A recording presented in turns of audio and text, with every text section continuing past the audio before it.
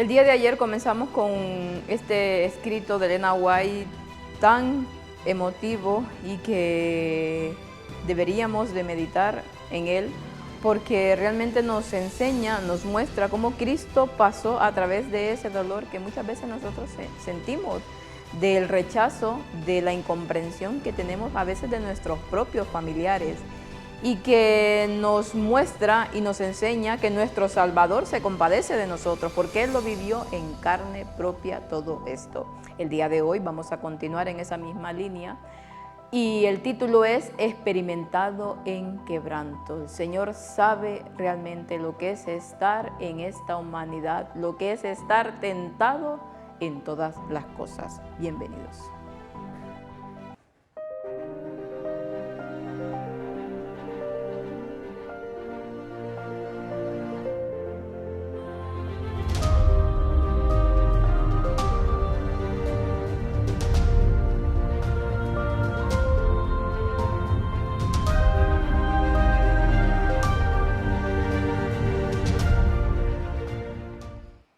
Y en este escrito también veremos cómo a Cristo le dolía y le afligía mucho su corazón al ser rechazado y al ser incomprendido, porque muchas veces pensamos que, ay, mira, como era Cristo, pues Él no sentía ciertas cosas, no era de hierro, estaba en la humanidad, por lo cuanto también sentía como nosotros. Vamos a orar. Bendito Padre que está en el cielo, santo glorificado sea su nombre, Señor. Nuevamente estamos aquí para rogarle e implorarle, Señor, su favor y que nos ayude a comprender su bendita palabra que es tan amplia, es tan, Señor, a veces indescriptible, con tanta sabiduría. En sus manos de amor está todo su pueblo. Sabemos que hoy su pueblo está pasando por diversas pruebas y dificultades y que a medida se acerca ese tiempo del fin, la pasaremos peor, Señor, pero sabemos que usted está con nosotros, nos comprende y nos ayuda a seguir adelante. Todo esto se lo rogamos en el bendito nombre de su Hijo amado Cristo Jesús, con el perdón de nuestros pecados. Amén. Y continuamos con la lectura de Isaías 53. Con todo eso, Jehová quiso quebrantarlo, sujetándole a padecimiento. Cuando haya puesto su vida en expiación por el pecado, verá linaje, vivirá por largos días, y la voluntad de Jehová será en su mano prosperada. Isaías 53, 10. Y este es un versículo que continúa con esa profecía del sufrimiento de Cristo, pero al mismo tiempo es un versículo de esperanza porque habla de que cuando Cristo haga lo que hizo, cuando Cristo termine su obra, pues verá linaje y vivirá por largos días. Y la voluntad de Jehová será en su mano prosperada. Habla de que cuando se acabe todo esto, y lo trasladamos un poco para la humanidad, tendremos la esperanza de que ya no habrá más sufrimiento, más dolor, más muerte. Todo será bendición, todo será alegría, todo será gozo, porque Cristo hizo todo lo posible para que la humanidad tuviera acceso a esa vida eterna. Continuando con la lectura de ayer, nos dice, a menudo le veían lleno de dolor. Hablaba de los hermanos de sangre de Cristo. Pero en lugar de consolarle, su espíritu y sus palabras no hacían sino afligir su corazón. Su naturaleza sensible fue torturada, sus motivos malinterpretados, su obra incomprendida. Tanto le dolía a Cristo la atmósfera de incomprensión en su propia casa, que se sentía aliviado en un lugar donde no existiera y donde su espíritu pudiera descansar. Le gustaba visitar la casa de Lázaro, Marta y María. Aquí su espíritu encontró descanso y su motivo y sus palabras no fueron malinterpretados ni malentendidos. Hablábamos de que la misma familia de Cristo, sus amigos, sus más cercanos, no le comprendían. Y a menudo le veían lleno de dolor. Y a pesar de que le veían sufriendo, en lugar de consolarle, ¿qué hacían? Su espíritu y sus palabras no hacían sino que afligirlo más. Es impresionante porque muchas veces también pasa con nosotros y nos habla de que la naturaleza sensible de Cristo fue torturada. Lo que mencionaba al principio, que a veces nos parece como que, vale, fue Cristo, por lo tanto las palabras de rechazo, de crueldad, de incomprensión, pues no le hacían mucho efecto porque como él estaba en una esfera superior, y era Dios también, no se afligía. Mas, sin embargo, no, todo lo contrario, su corazón se afligía.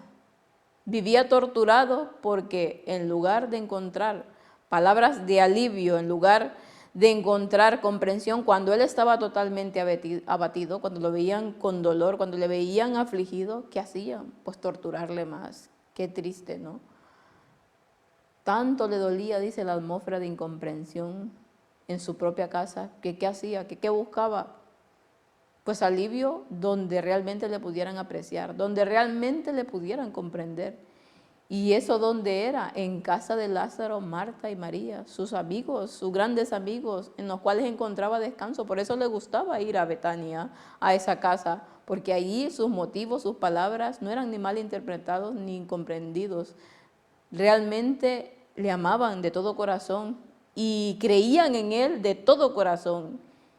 Y muchas veces el verdadero pueblo de Dios, a través de toda la historia, ¿cuántas veces no se ha sentido como Cristo, afligido, incomprendido? Y que sus propios hermanos le juzgan y le malinterpretan. ¿Y cuánto de bien siente uno cuando está con personas que realmente nos aman, con personas que realmente nos comprenden y con el cual podemos decir cualquier cosa sin miedo a ser malinterpretados? Sus hermanos a menudo presentaban la filosofía de los fariseos envejecida y desgastada y presumían de poder enseñar a aquel que entendía toda la verdad y comprendía todos los misterios. Él era el autor de la verdad y su alma estaba cansada y angustiada. Encontró alivio en la soledad y en la comunión con su Padre Celestial. Sus hermanos pensaban que su sabiduría era muy superior a la de Jesús y no comprendían que Él era la fuente de toda sabiduría y conocimiento. Condenaban libremente lo que no podían entender y sus reproches los sondeaban hasta la médula. Declaraban su fe en Dios y pensaban que estaban reivindicando a Dios cuando Dios estaba con ellos en la carne y ellos no lo conocían. Estas cosas hicieron que su camino fuera espinoso. Qué tremendo, por eso digo, es un escrito que nos invita a reflexionar mucho, porque muchas veces nosotros somos o el ejemplo de Cristo o el ejemplo de los hermanos y de los amigos de Cristo, los que no le comprendían, ¿no? Sus hermanos, dice, a menudo presentaban la filosofía de los fariseos envejecida y desgastada y presumían de saber más, de poder enseñar a aquel que realmente entendía toda la verdad porque él mismo la había hecho. Es que es tan inverosímil, pero que nosotros podemos decir ahora, vale, yo hubiese estado de parte de Cristo. Sí, es así realmente, porque muchas veces nos ponemos del lado de los otros. Cuando presentamos las mismas filosofías de los fariseos, desgastadas, envejecidas, del viejo pacto, de justicia propia. Muchas veces queremos que los demás entiendan a punta de qué, de regaños, a punta de obligarles a que puedan aceptar nuestras teorías, lo que nosotros pensamos, tal y como lo hacían los fariseos y los hermanos de Cristo. Ellos pensaban que eran superiores a Cristo, que le deberían de enseñar, y dice que su alma estaba angustiada y cansada de todo esto, y seguramente quería partir pronto otra vez al cielo, pero sabía que tenía que cumplir con la obra que él había venido a hacer. Condenaban libremente, dice, lo que no podían comprender, y sus reproches sondeaban hasta la médula, es que eran tan incisivos y tan diestros para afligir al Salvador. Declaraban su fe en Dios y pensaban que estaban reivindicando a Dios. ¿Y cuántos hoy en día no piensan todo esto? Que con lo que están diciendo, con las palabras que dicen, con lo que juzgan, con lo que critican, con todo, están reivindicando la obra de Dios. Están diciendo, no, es que hay que hacer las cosas bien y este no está haciendo las cosas bien. Por ejemplo, con el tercer Elías. ¿Cuánto de lo que vamos leyendo aquí no pasa también con él?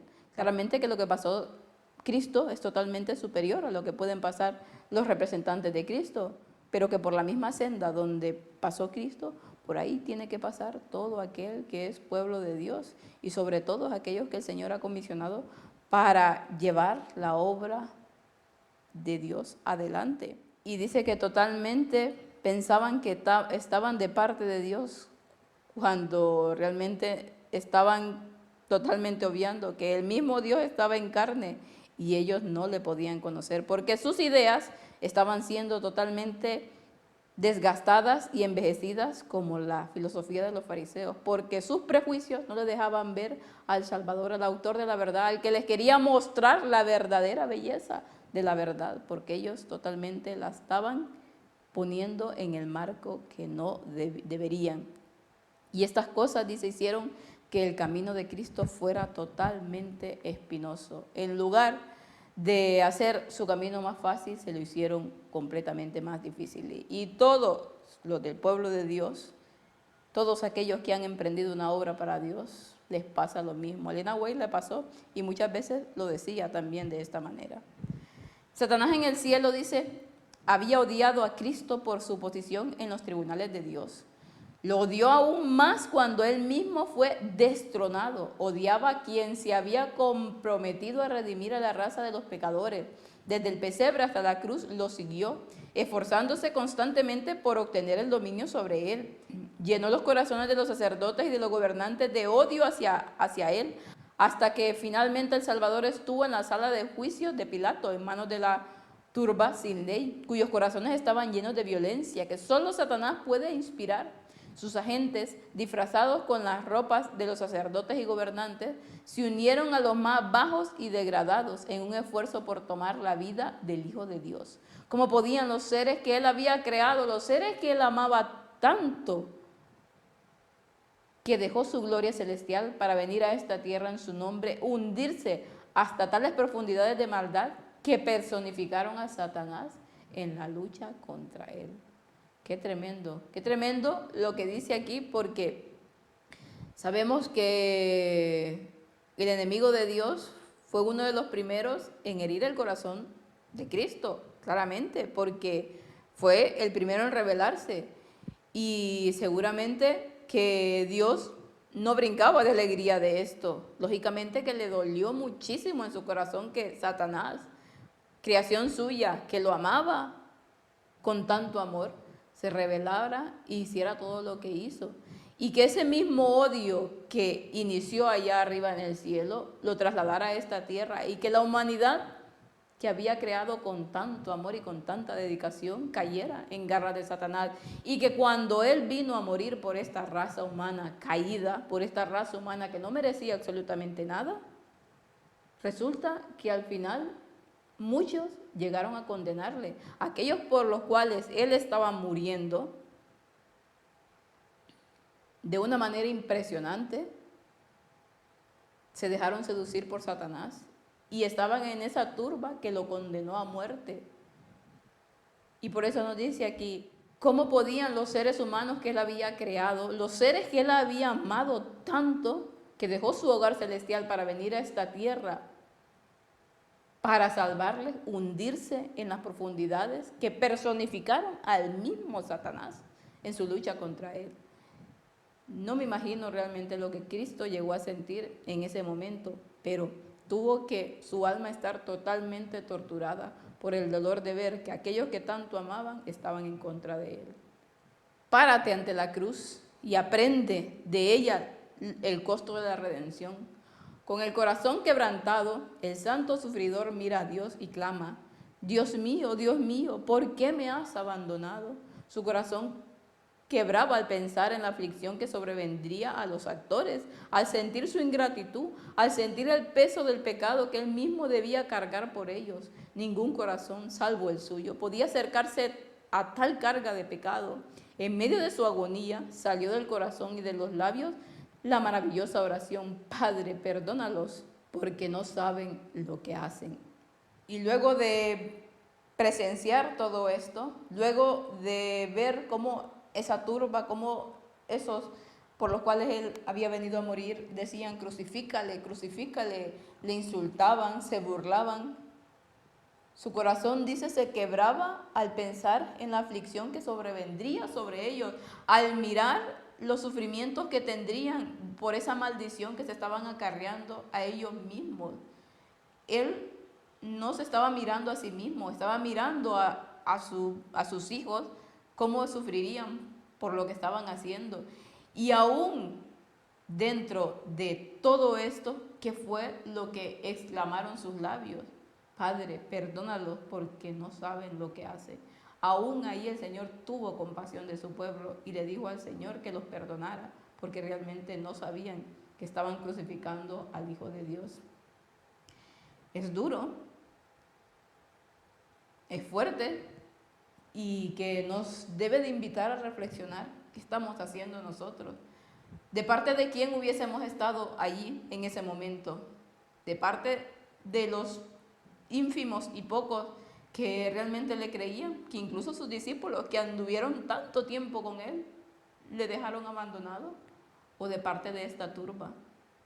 Porque podemos decir cómo este pueblo pudo crucificar al Salvador, cuando con las cosas que nosotros hacemos también hubiésemos estado del lado de los que estaban en ese momento burlándose y rechazando a Cristo. Por eso es que Elena White nos manda a meditar en todos los sufrimientos de Cristo, en toda su vida, en estos momentos tan culminantes para la raza humana, porque realmente si nosotros comprendemos perfectamente la obra de Cristo, si nosotros llegamos a amarle un poquito como Él nos ama, llegaremos a amar a la humanidad y llegaremos a compadecernos por la humanidad y hacer todo lo que esté en nuestras manos, de olvidarnos de nosotros mismos y ir adelante para que más y más personas puedan obtener la salvación. Ese debe de ser nuestra única motivación, eso debe de ser lo único que nos mueva en esta vida. No es fácil porque,